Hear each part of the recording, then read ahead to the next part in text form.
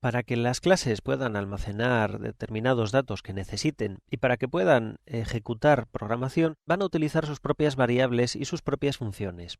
A las variables propias de una clase se les va a llamar propiedades y a las funciones propias de una clase se les va a llamar métodos. Así que, por ejemplo, en esta clase que he creado, esta clase alerta, dentro del ejemplo de alertas, he añadido varias variables que me van a servir para almacenar referencias a los elementos que yo añado a pantalla. En este caso va a ser un fondo rectangular y un texto.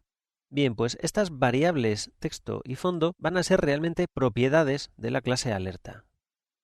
Y por otro lado, también para hacerla funcionar a esta clase, yo he añadido una serie de funciones que se ocupan, en principio, de organizar qué es lo que se va a ejecutar, de crear los contenidos, de dibujar el contenido de los elementos que aparecen en pantalla y por último de añadir el texto a esos contenidos. Bien, pues cada una de estas funciones van a ser los métodos propios de esta clase. Así, por ejemplo, para llamar un método desde una clase simplemente pongo el nombre del método, como si se llamase a otra función cualquiera, y con esto simplemente ya se ejecutaría ese inicio y realizaría una cascada de llamadas a las distintas funciones que tiene que ejecutar. Si pongo en marcha esa clase, voy a crear una nueva instancia de alerta, por ejemplo, aviso que sea del tipo de datos alerta, y voy a hacer que sea una nueva alerta.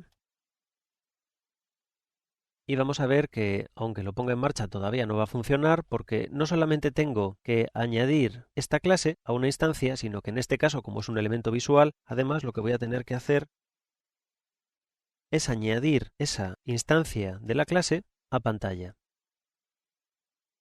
Añado al escenario ese aviso, que en realidad es la instancia de la clase. Si lo pongo en marcha ahora, sí que veremos que efectivamente me dibuja ese hola metido dentro de una caja. Puedo utilizar los constructores también para pasar datos, para que modifique propiedades y para que cambien la forma de actuar los métodos de esa clase. Por ejemplo, si yo quiero que me trace lo que yo quiera, o sea, en vez de simplemente hola, pues quiero que ponga hola mundo, por ejemplo, pues lo que hago es pasárselo como un parámetro y también recibir ese parámetro dentro de la función constructora. Así que aquí voy a decirle que sea de tipo cadena, string, y lo que voy a hacer va a ser asociar este txt a una nueva propiedad. Para ello, creo una nueva propiedad y voy a decirle, por ejemplo, que sea la propiedad texto txt, que va a ser de tipo cadena de caracteres. Y antes de arrancar, lo que voy a hacer va a ser decir que asigne a esta propiedad el valor que estoy pasando como un parámetro. Texto txt va a ser igual a txt. Ya lo tengo listo.